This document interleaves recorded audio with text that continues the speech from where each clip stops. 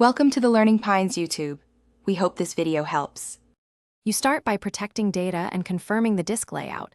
This prevents irreversible loss.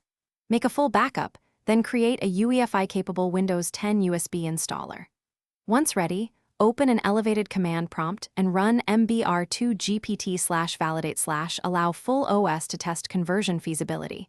This checks partitions, layout, and free space. If validation fails, note reported reasons and fix partition issues. If it passes, you're cleared to convert. Do not reboot mid-check. Validation mirrors the actual conversion, so it saves time. You now perform the conversion and change firmware mode. With validation passed, run mbr2 gpt/convert/ allow full OS from an elevated prompt. This creates an EFI system partition and rewrites the partition table to GPT. Once conversion completes, reboot and press Del or F2 to enter your Gigabyte UEFI. Make sure to disable CSM or Legacy Boot and choose UEFI boot mode. Then pick Windows Boot Manager as the primary entry.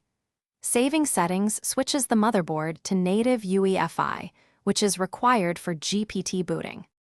You finish by verifying and recovering from common issues. After saving UEFI settings, boot Windows and open msinfo32 to confirm BIOS mode shows UEFI. Check disk management for an EFI system partition. If the system fails to boot, re-enter UEFI to ensure Windows Boot Manager is selected and CSM is disabled.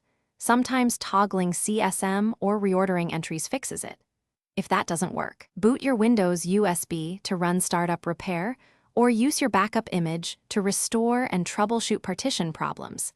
Keeping a backup is why you started this way. Thanks for watching. Consider subscribing if we helped you.